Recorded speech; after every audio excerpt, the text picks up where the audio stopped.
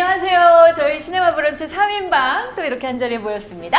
네, 반갑습니다. 안녕하세요. 네, 안녕하세요. 네네네. 오늘 분위기가 뭔가 굉장히 럭셔리하지 않나요? 아니, 이 케이크가 있네. 그러니까 이 브런치를 누가 골랐느냐에 따라 이 분위기가 확 공간의 분위기를 그러니까요. 좌우하는데요. 이거 너무 예쁘네. 이거 근데 오늘 뭐 예쁘죠? 특별한 날이에요? 그냥 뭐 우아하게 제가 고른 날이죠. 저희 밤새겠습니다. 네. 빨리 진도 나가죠. 네, 오늘은 저희가 이렇게 잡담을 했던 내용과는 굉장히 사뭇 다르게 네네. 좀 무거운 주제에 그러네요. 그런데 네. 저는 오늘 굉장히 설레어서 사실 어제 잠도 잘 못 잤어요. 왜냐하면 저의 베스트 그 감독군 중에 1위 제가 가장 좋아하는 학생 때부터 다르덴 형제님들의 네네. 영화입니다. 다르덴 감독님 소개해 주시죠. 다르덴 감독은 뭐 형제라고 했으니까 네. 이 두 명의 감독이며 제작자, 프로듀서며 감독들이죠.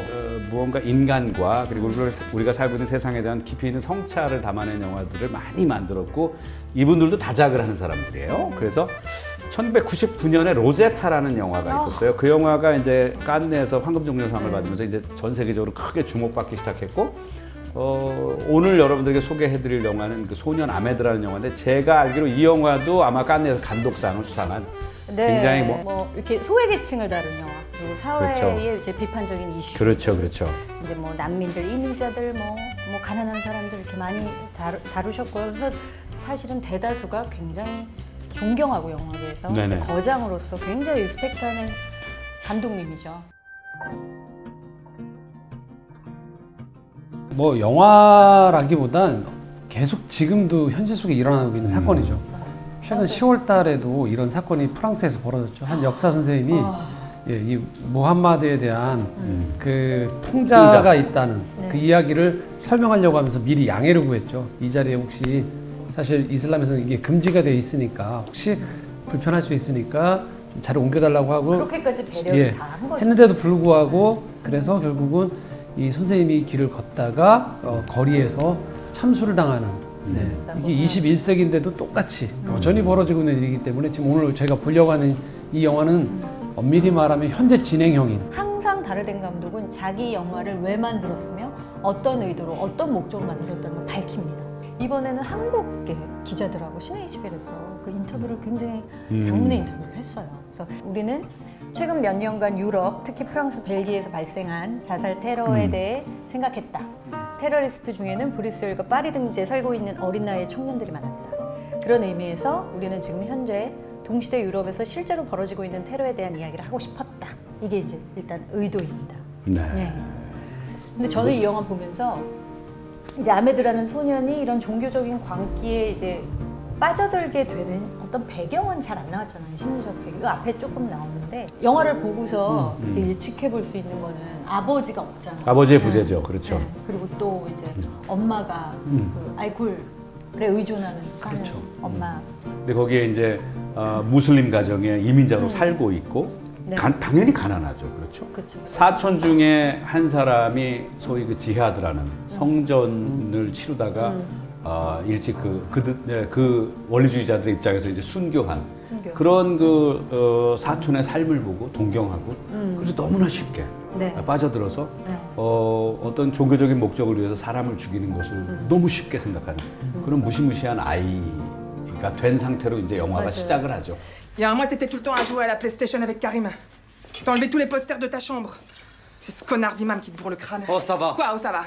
Je veux pas que ton frère finisse comme le cousin. Je veux pas de ça. Qu'est-ce que t'as dit?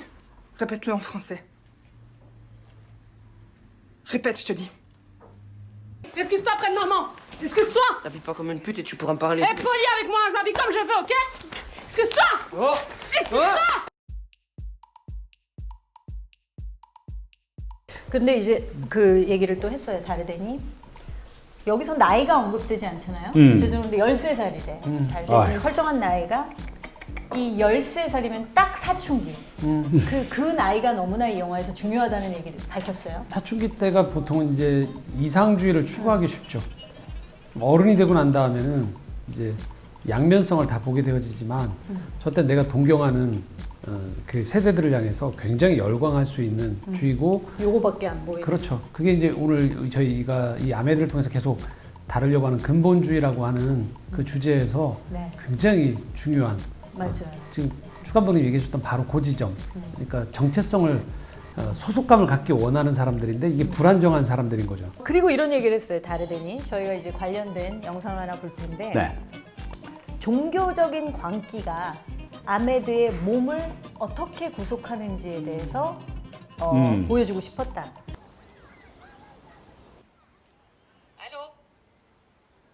Bonjour, c'est Ahmed. Je voudrais vous parler.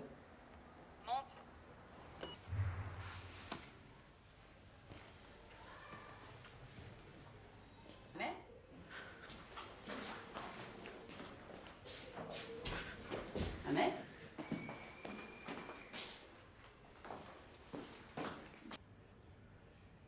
Allahu Akbar.